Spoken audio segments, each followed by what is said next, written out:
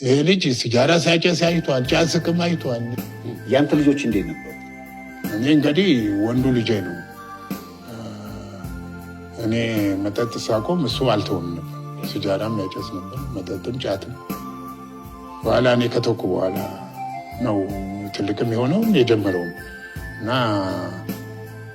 ልመክር ቁጭ አድርጌው ለሱ ቢራ እኔ ለስላሳ ይዤ ቁጭ ብለን ስማ እኔ መጠጥ ትቻለሁ፣ አሁን ሰው ሁሉ ያከብረኛል፣ እንደ ድሮ የሰካራም ልጆች አትባሉም፣ እኔ አሁን እንደዚህ ጨዋ ሆኛለሁ፣ እባክህ እባክህ እባክህ መጠጥ ተው አልኩት። ኧረ እባክህ እኔ ያላቅምና ነው፣ አንተ እኮ እስኪ በቃ ጠጥተህ ነው ያቆምኩ፣ እኔም ሲበቃኝ ያቆማለሁ አልኩ።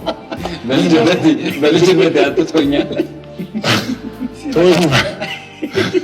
ገና የምጠጣበት ዓመት አለ። አዎ በቃ እንደዛ ሲለኝ ምን መልስ አለ? እሺ በቃ ጠጣ አልከው? ቀጥል አልኩት። ምንም ማድረግ አልችልማ። እኔ ታጠጣስ ብለው እንደውም ፊት ለፊት የሚጠጣ ይሻለኛል። ትንሽ ረፍት ማገኘው ሲያስሩልኝ ነበር። ብዙ ጊዜ ስለሚታሰር እገላገል ነበር። ለምን ከታሰረ በሰላም እንቅልፍ እንተኛለሁ።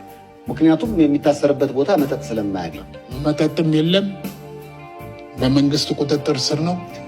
እኔም ጥሩ እንቅልፍ ተኛለሁ። ለምን ለመንግስት አስረክቤያለሁ።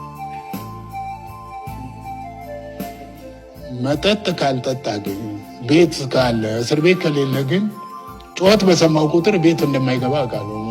ሊነጋጋ ሲል ነው የሚመጣው እና አንድ ነገር አረጉት ብለህ ትደነግጣለህ። ልጅ ነው ግን በልጅነቱ አንተን ማየቱ ነው እንዲህ አይነት ህይወት እንዲመርጥ ያደረገው። ለልጅህ መጥፎ አርአያ አስተላለፍኩት። እኔ ነኝ የበደልኩት እኮ። በቃ ቀጥል ያልኩትም ለዚህ ነው። እኔን ባይኖሮ ከምን አመጣህ ሆለው አለዋ። እኔ አልጠጣም፣ አንተ ከየት መጥተህ ነው እንደዚህ የምትጠጣው እላለሁ። እኔ ጠጥቼ መስመር አሳይቼ ታሪኬን አውቆት እዚህ ቤት ይጠጣ ነበር እያሉት ይሄ ልጅ ሲጋራ ሲያጨስ አይቷል፣ ጫት ሲቅም አይቷል። ይሄ ሁሉ ታሪኬን ያውቃል።